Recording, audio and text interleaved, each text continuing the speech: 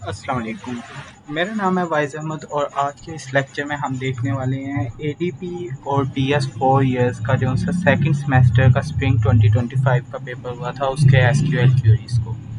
तो इसके अंदर उन्होंने कहा है कि दो टेबल्स हम लोगों ने बनाकर दिखाने हैं, एक इनवॉइस का टेबल और एक इनवॉइस डिटेल्स का टेबल।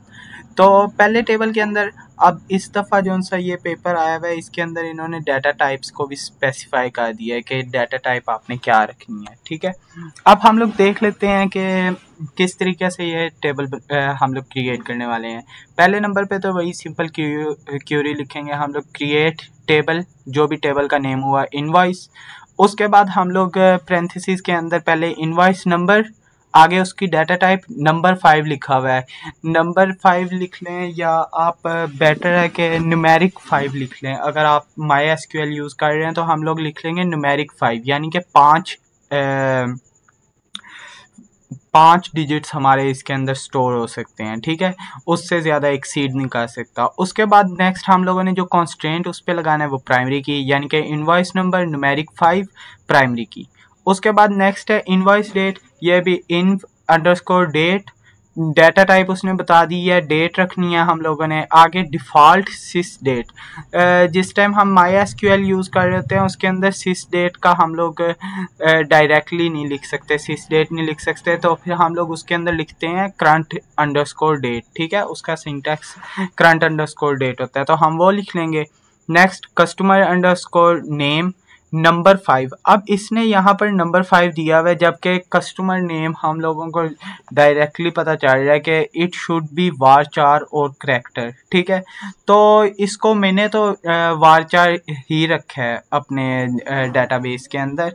तो अगर आपको प्रेफरेबल लगता है कि नंबर लिख दें, क्योंकि ये आपको अब अज्यूम करके ही आप लिख सकते हैं, एक्चुअल जो सी चीज़ बनती है ना कस्टमर नेम, क्योंकि करेक्टर स्ट्रिंग होने वाली है नंबर 5 के अंदर, तो वो स्टोर हो नहीं सकती। नंबर 5 के अंदर तो कोई नंबर स्टोर होने वाला है।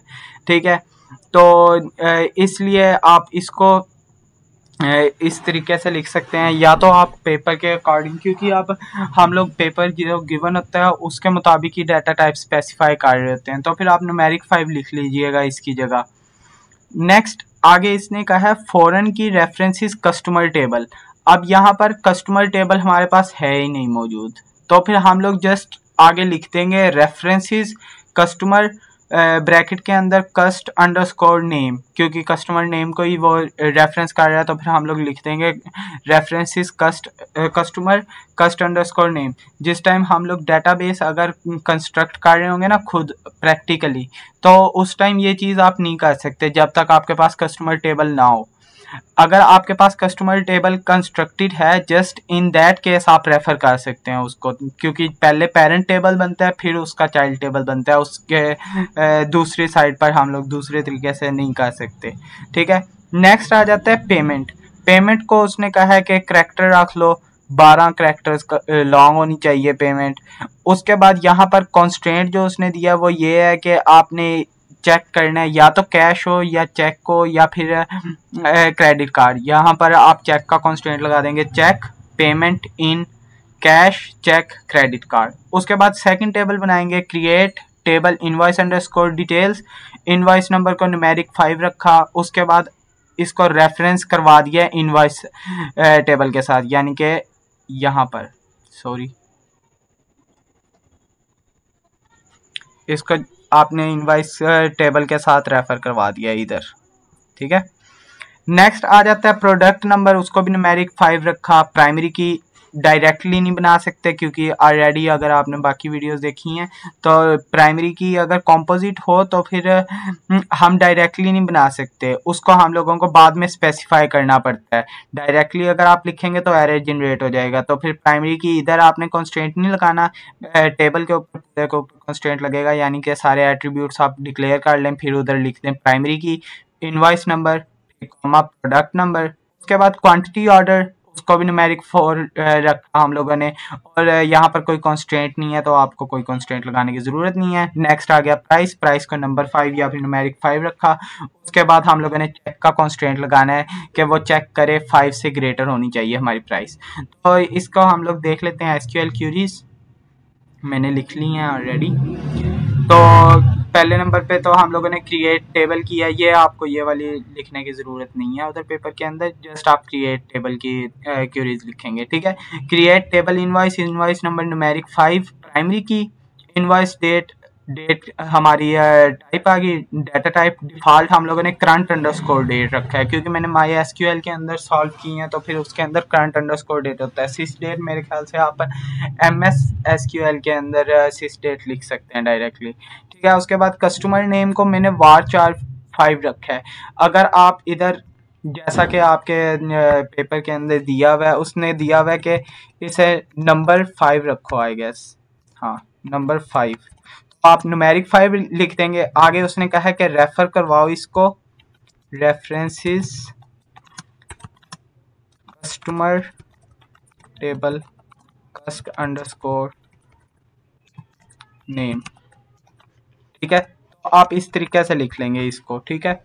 इंस्टेड ऑफ वाचार, आप क्योंकि पेपर को फॉलो करना होता है हम लोगों ने, तो फिर आप वाचार ना लिखें उधर, जस्ट न्यूमेरिक 5 रेफरेंसेस कस्टमर कस्ट नेम। अब हमारे पास वैसे तो जनरली देखा जाए तो फिर कस्टमर टेबल था नहीं, लेकिन अब हम लोगों को क्योंकि उसने कॉन्स्टेंट दे दिया कि रेफर करवाओ, तो फिर आपने इस तरीके से लिख देना है, numeric 5 references customer table underscore name. Next आ गया पेमेंट, इसके डाटा टाइप 412 उसने दी हुई थी, हमने 412 लिख दी। उसके बाद चेक किया कि जो पेमेंट है हमारी या तो वो कैश हो या चेक हो या क्रेडिट कार्ड हो, हम लोगों ने इसके अंदर चेक कर लिया है। नेक्स्ट दूसरे टेबल पे चलते हैं। दूसरे टेबल के अंदर इनवॉइस नंबर को न्यूमेरिक 5 रखा, रेफरेंस करवा दिया इनवॉइस टेबल के इनवॉइस नंबर, इस वाले को हम लोगों ने एट्रीब्यूट को रेफर करवा दिया, फॉरेन की बना दिया, यानी कि इसको हम लोगों ने फॉरेन की बना दिया। प्रोडक्ट नंबर को न्यूमेरिक 5 रखा, क्वांटिटी ऑर्डर को न्यूमेरिक 4 रखा, प्राइस को हम लोगों ने न्यूमेरिक 5 रखा, और यहाँ पर हम लोगों ने चेक लगा दिया जो कांस्टेंट उन्होंने दिया हुआ था कि ग्रेटर दैन 5 होनी चाहिए, check price is greater than 5। Next आ गया हम लोगों ने ये कॉम्पोजिट की का जो सिंटैक्स है वो लिख दिया है, यानी कि जो हमारी प्राइमरी की है वो हमारी इनवॉइस नंबर और प्रोडक्ट नंबर दोनों को मिलाकर बनी है, ठीक है। यहाँ तक तो हो गए हमारे क्रिएट टेबल की जो एसक्यूएल क्वेरीज थी वो हो गई। इसके बाद आ जाते हैं हमारे पास बी पार्ट, जो कि है हम लोगों ने 3 क्यूरीज लिख कर देनी है उसे, जो हमारा डाटा रिट्रीव करके देंगी। List all the products whose price is between 100 and 500। अब सिंपल सी बात है, हमारे पास प्रोडक्ट किधर दिख रहा है, हमें इस जगह पर प्रोडक्ट दिख रहा है जस्ट।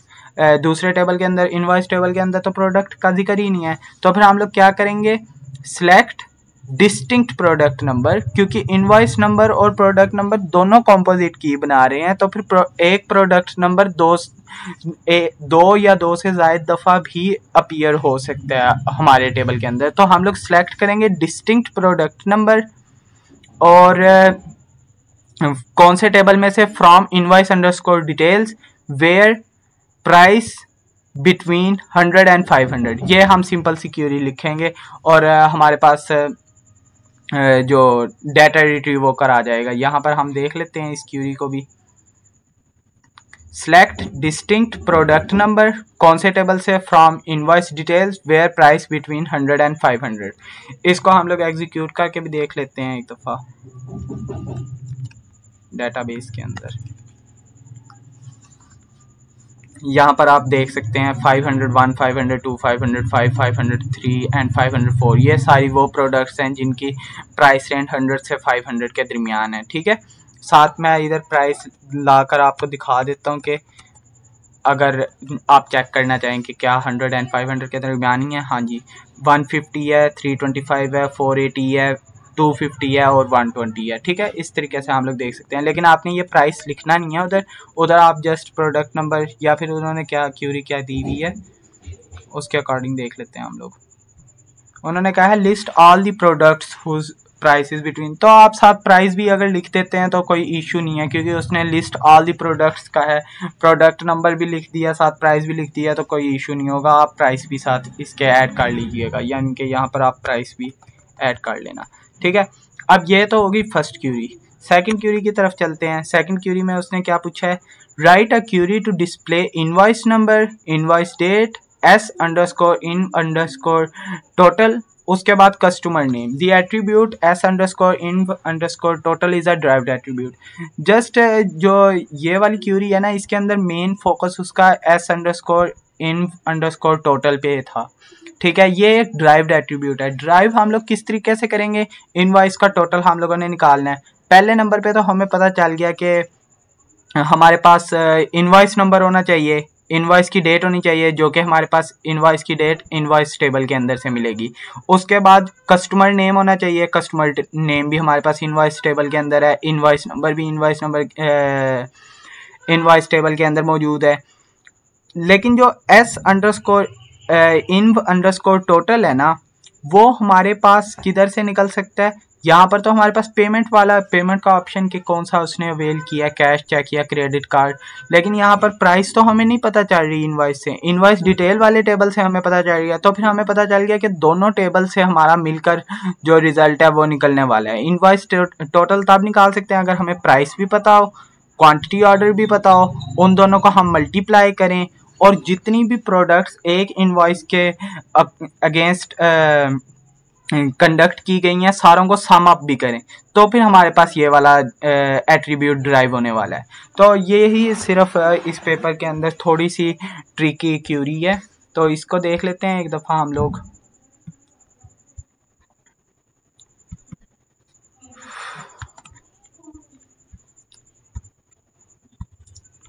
अच्छा, पहले तो एक दफ़ा हम लोग रिकॉर्ड्स जो से हैं इनवॉइस डिटेल्स के अंदर से देखते हैं कि क्या क्या हमारे पास रिकॉर्ड स्टोर्ड है। इसके अंदर आप देख सकते हैं 10,001 के अगेंस्ट हमारे पास दो प्रोडक्ट्स 501 502 दोनों परचेज की गई हैं। अगर हम लोग इसके टोटल देखें 2 × 10 क्या होता है 20, और 25 हमारे पास आ गई है अगर हम लोग 502 को देखें। अब है तो ये एक ही इनवॉइस ना, एक ही इनवॉइस के अगेंस्ट है। टोटल प्राइस कितनी बनी 45। यहाँ पर अगर हम लोग देखें इसकी कितनी प्राइस बनी टोटल 10,002 के अगेंस्ट 15। उसके बाद 10,003 के अगेंस्ट हमारे पास कितनी प्राइस बनी वो भी हम लोग कैलकुलेट कर सकते हैं, बल्कि ये 15 नहीं बनेगी, ये 45 बनेगी। 3 से मल्टीप्लाई भी करना है ना क्वांटिटी ऑर्डर के अगेंस्ट। तो अब यहाँ से आप कैलकुलेट कर सकते हैं रफली, लेकिन हम लोगों ने शो भी करना है वो जो हम लोगों ने कैलकुलेट की है, किस तरीके से हम लोग वो कैलकुलेट करते हैं, ठीक है। पहले नंबर पे हम लोगों ने क्या क्या चीज़ शो करवानी थी, एक तो इनवॉइस नंबर शो करवाना था, दूसरा हम लोगों ने इनवॉइस की डेट शो करवानी थी, तीसरी चीज़ ये जोन सी है ये आपकी मेन चीज़ है, इसके बाद में आते हैं। चौथी जोन सी है हमारी वो था कस्टमर का नेम हम लोगों ने शो करवाना था। अब ये किस तरीके से हम लोग कैलकुलेट कर रहे हैं, हम लोग क्या करेंगे, जो हमारे पास डेटा है ना इसके अंदर हम लोग अगर क्वांटिटी ऑर्डर को मल्टीप्लाई करते हैं प्राइस के साथ तो आ जाती है 20, ठीक है। हाँ, पहली चीज़ तो हमें पता चल गई कि जितनी भी क्वांटिटी ऑर्डर होगी उसको हम लोगों ने प्राइस से मल्टीप्लाई करना है। उसके बाद हम लोगों ने जितने भी वो क्वांटिटी ऑर्डर मल्टीप्लाई प्राइसेस हैं against the same invoice number उनको सम अप भी करना है। यानी कि हम लोग क्या करेंगे, सम करेंगे price multiplied by quantity ordered, उसको हम लोग शो कर देंगे S underscore inv underscore total, जो उसने हमें कहा था पेपर के अंदर तो शो करना है S underscore inv underscore total, invoice का टोटल हम लोगों ने शो करवाना है। ये आप डिराइव्ड एट्रीब्यूट है, हम लोग डिराइव कर रहे हैं प्राइस और क्वांटिटी ऑर्डर से। उसके बाद जो सम हम लोग ले रहे हैं वो किसके अकॉर्डिंग ले रहे हैं, हम लोग इनवॉइस नंबर के अकॉर्डिंग, यानी कि इनवॉइस नंबर के अकॉर्डिंग हम लोग ग्रुपिंग करते हैं। जो ग्रुप के अंदर आएंगे जस्ट उनका सम लेना है, बाकी जो उनसे इनवॉइस नंबर्स हैं उनका अपने अपने कॉरिस्पॉन्डिंग इनवॉइसेस के अगेंस्ट सम लेना है। यानी कि 10,003 का जो सा है 10,003 के अगेंस्ट ही हम लोग सम लेंगे, लेकिन जो सा 10,001 है उसका हम लोग 10,001 के अगेंस्ट, यानी कि हम लोग ग्रुपिंग जो सी कर रहे हैं वो इनवॉइस नंबर के अकॉर्डिंग कर रहे हैं, इनवॉइस नंबर के अकॉर्डिंग हम लोग ग्रुपिंग कर रहे हैं और क्वांटिटी ऑर्डर को प्राइस से मल्टीप्लाई कर रहे हैं, और जितने भी हमारे पास ग्रुप के अंदर वो प्राइसेस आती हैं हमारे पास उनको हम लोग सम कर रहे हैं। वही चीज़ यहाँ पर की हुई है, जो प्राइस है उसको मल्टीप्लाई किया क्वांटिटी ऑर्डर से और हम लोगों ने सम कर दिया।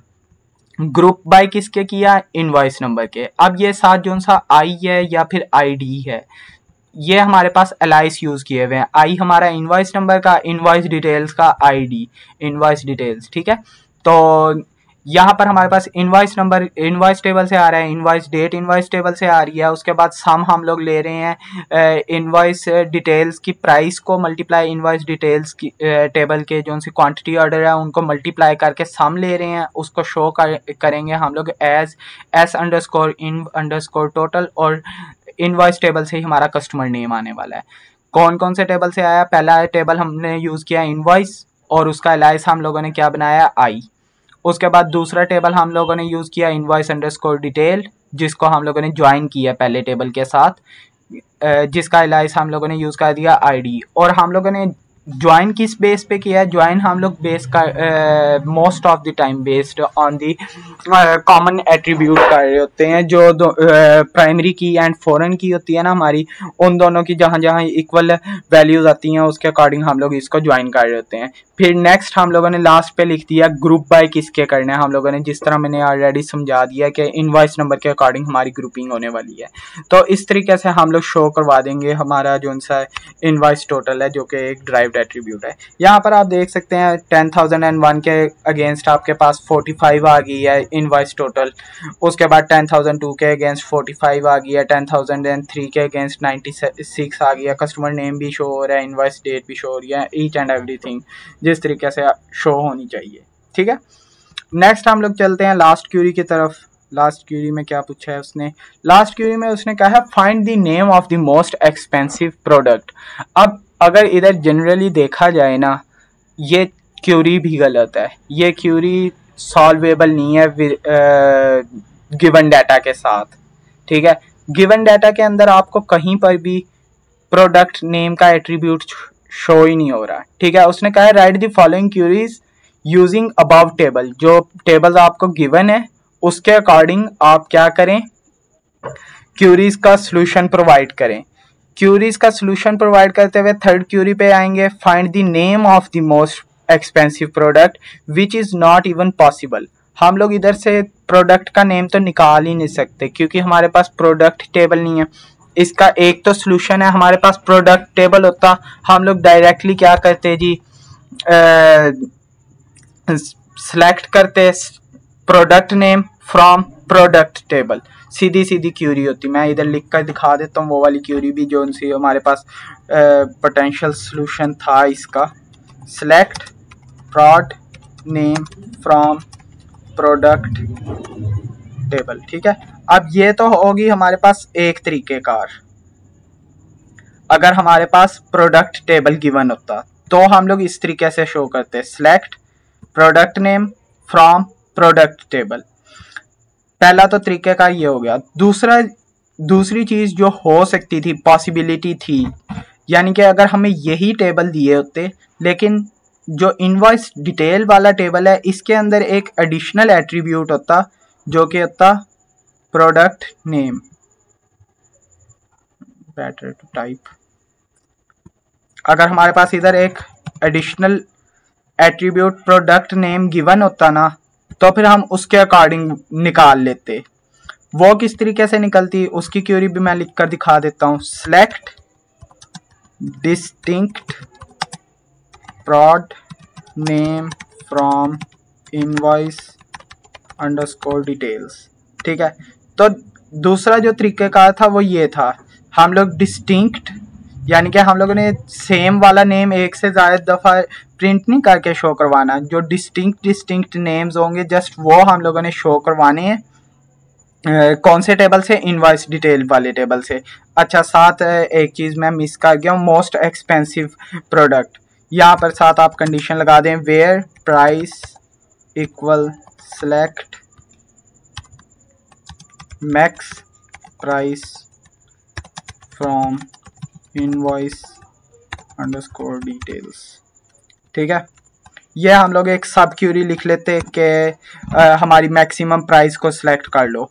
सिमिलरली यही वाली जोन सी आपका आना था ना, ये एक सेकंड, जो इस वाले इस क्यूरी के अंदर भी जिस टाइम आप मोस्ट एक्सपेंसिव प्रोडक्ट निकालना चाह रहे हैं तो फिर आप ये लिखते, where price equals same query जो हम लोगों ने इधर लिखी है, where price equal select maximum price from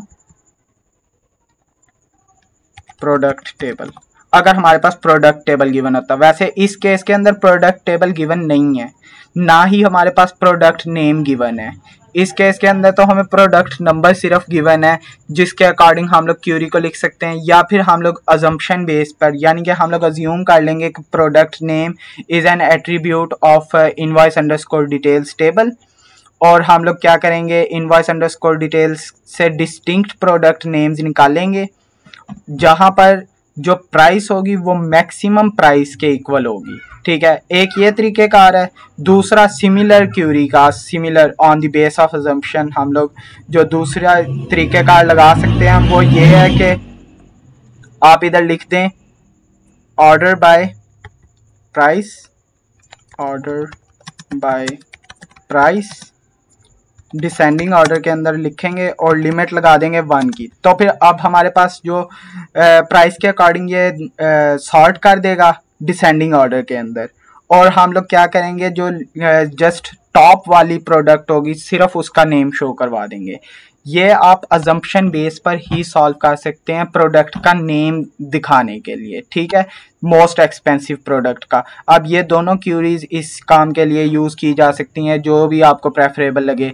इस क्यूरी के नतीजे में एक से ज़ायद प्रोडक्ट्स भी आ सकती हैं जिनकी सेम प्राइस होगी और मोस्ट एक्सपेंसिव होगी।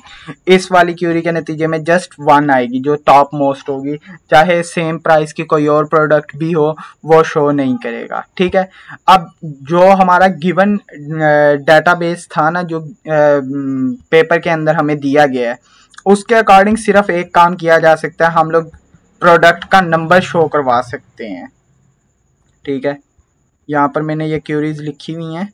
Select distinct product number and price from invoice underscore details where price is equal to select maximum distinct price from invoice underscore detail। ये distinct price लेने का मतलब ये है कि अगर एक से ज़ायद सेम प्राइसेस हुई उनको भी कंपेयर करने की ज़रूरत नहीं है, जस्ट डिस्टिंक्ट प्राइसेस को आप कंपेयर कर लें।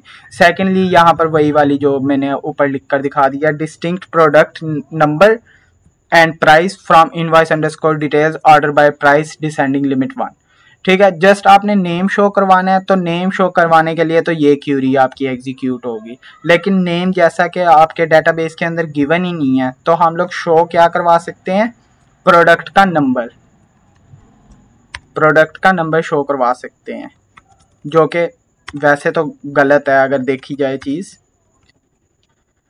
यहाँ पर देखें ना, आपके पास 505 जो सा प्रोडक्ट था या 506, ये डिफरेंट क्यों आ रहे हैं, इनको चेक कर। हाँ, एक्चुअली उसमें ये है ना, इसको एक दफ़ा हम लोग चेक कर लेते हैं साथ प्राइस इसको भी निकाल के। प्राइस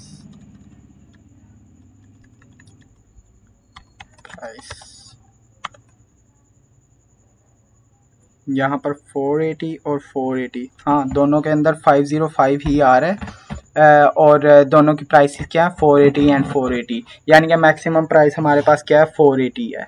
ठीक है, इस तरीके से आप निकाल सकते हैं दोनों क्यूरीज से।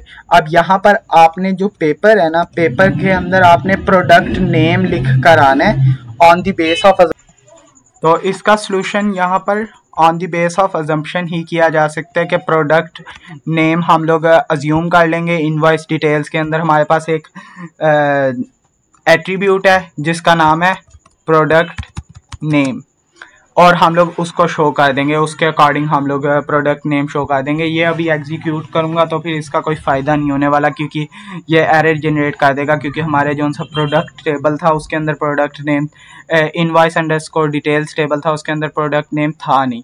लेकिन आप ये जस्ट अजम्पशन की बेस पर, जिस तरह अभी हमारे जो उनसे कुछ पेपर्स होते हैं उनके अंदर ना कोई इस टाइप का एरर होता है, तो इस टाइप के एरर को आप on the base of assumption solve करके आ सकते हैं कि ये चीज़ हमारी गिवन रॉन्ग है, हमारे पास प्रोडक्ट नेम दिया हुआ नहीं है इस टेबल के अंदर, इनवॉइस अंडरस्कोर डिटेल्स के अंदर। हम लोग अज्यूम कर रहे हैं कि प्रोडक्ट का नेम हमें गिवन है और उसके अकॉर्डिंग हम लोगों ने ये क्यूरी लिखी है।